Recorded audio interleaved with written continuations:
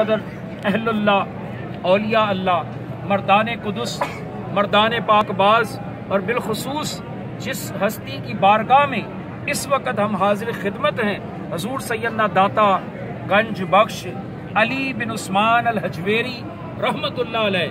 آپ نے بھی اسی کلمہ مطہر کا ذکر فرمایا۔ نہ صرف خود یہ ذکر فرمایا بلکہ اپنے مریدین کو بھی اس ذکر کی تلقین فرمائی، اور جتنے بھی کاملین آئے، جتنے بھی اللہ کے ولی آئے، انہوں نے خود بھی یہ ذکر کیا اور اپنے مریدوں کو بھی یہ عطا فرمایا، جیسے حضور غوث اعظم شہنشاہ بغداد الشیخ سید عبد القادر جیلانی میرا محی الدین 11ویں شریف والے غوث، کہ جنہوں نے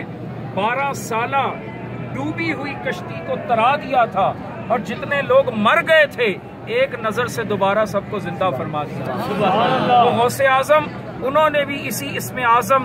اسم ذات اللہ کے ورد کو خود بھی فرمایا، اور لاکھوں مریدین کو بھی اسم ذات اللہ کا یہ ورد عطا فرمایا، اور اس سے ان کے دلوں کو زندہ اور بیدار فرمایا۔ حضرت سلطان العارفین، برہان الواصلین، مقتدائے کاملین، فنا فی عین ذات یاہو والباہو، حضرت سخی سلطان حق باہو رحمت اللہ علیہ، جن کا یہ کلام عارفانہ ہم اکثر و بیشتر سنتے بھی ہیں اور پڑھتے بھی ہیں کہ الف اللہ چمبے دی بوٹی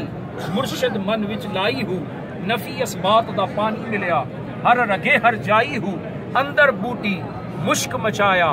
جا پھلنتے آئی ہو، جیوے مرشد کامل باہو جے بوٹی لائی ہو، کہ اس مرشد کو دعا دیتے ہیں جن کی نوری نظر سے دل میں یہ اللہ ہو کی بوٹی لگتی ہے، اور یہ دل مردہ اللہ کے ذکر سے زندہ ہو جاتا ہے۔ سامعین گرامی قدر، یہ اہل اللہ کی نگاہوں کا کمال ہے،